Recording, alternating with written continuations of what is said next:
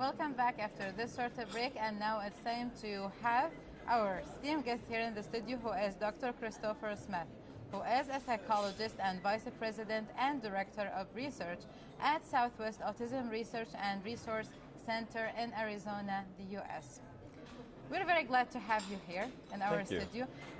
You had a session yesterday regarding one of the apps that you innovated and using technology in the diagnostic process for children with autism. Can you please talk more about the app, about the mechanism, how it really works, and your experience with it? Sure. So the app is you called... You invented, right? Partially, okay. yeah. Mm-hmm. So the app is called the Naturalistic Observation Diagnostic Assessment, and I want to make it very clear that the app does not diagnose autism by itself. There's no magic here, but what the app does is it creates a way for families to collect clinically relevant information in their home through video and then share it online with experts anywhere in the world for the purposes of diagnosis. So families will use this in their home, and the app guides them to collect video in 4 different situations that present many opportunities for children to display typical social communicative behavior. And can we use it for children since what age? Between the ages of 18 and 6 years. 18 months and 6 years. So am I as a parent can really know before even doctors if my child has autism or not? Yes. A parent can go and download this app onto their phone, follow the instructions, answer a few brief questions, upload some videos, and it's all secure.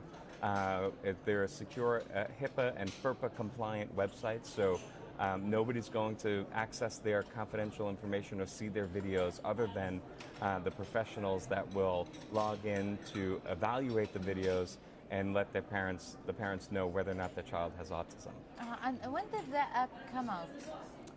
About 2015 is when we did the original development and validation studies on this app. And what we did to validate it is we compared it to in-person diagnostic assessment, which is the current gold standard way to diagnose autism. So families would come into the center and they would complete a diagnostic interview with a psychologist, and then their child would go through structured observational assessments, and then a psychologist would review all of the information and they would make a diagnosis from the in-person diagnostic assessment. Separately, the parents would go home and they would complete the NODA app protocol and upload their videos, and another clinician who was blinded to the whole process of what happened during the in-person assessment would go and watch the videos and extract all of the information that they needed to support a diagnosis of autism. Then we compared the results from the two methods, and we found that NODA agreed with the in-person diagnostic assessment in 85% of the cases that were evaluated. Very great. And how was the interaction with families? What was the reaction? How many families, large number? It's still early stages of families using it. What's here? In the research, we recruited 50 families to participate in both of those procedures, and their response was very positive to NODA. They said that it was very easy to use. They liked how quickly they got results.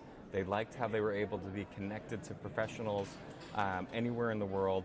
They liked all of that.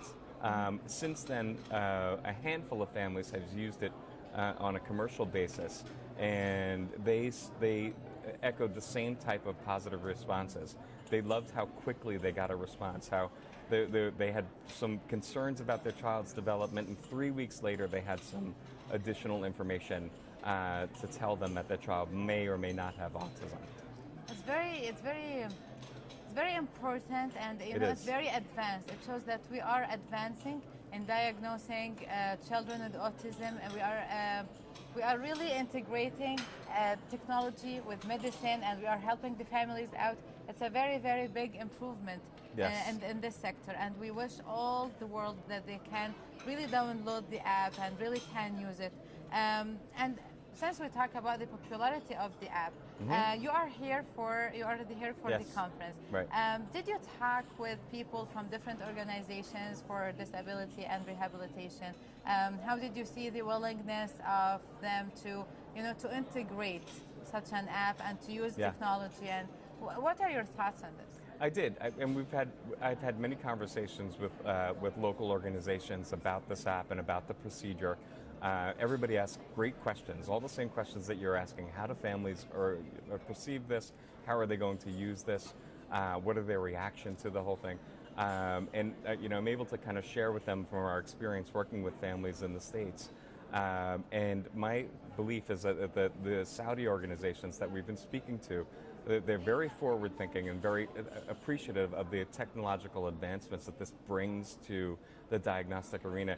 And more importantly, they see how this can increase the capacity of their diagnostic professionals at their facility, right? So if they could diagnose 85% of their people that are coming to them for diagnostic evaluations through this method, then they can serve so many more people in a much shorter period of time.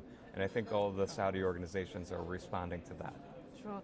The advantages of using such an app is very important, and now it's very needed because now we are in 2018, so supposedly we need to integrate technology, and this is a great sign that inshallah in the future we are going to have more facilitated services given to people with disabilities in general, and specifically for children as well.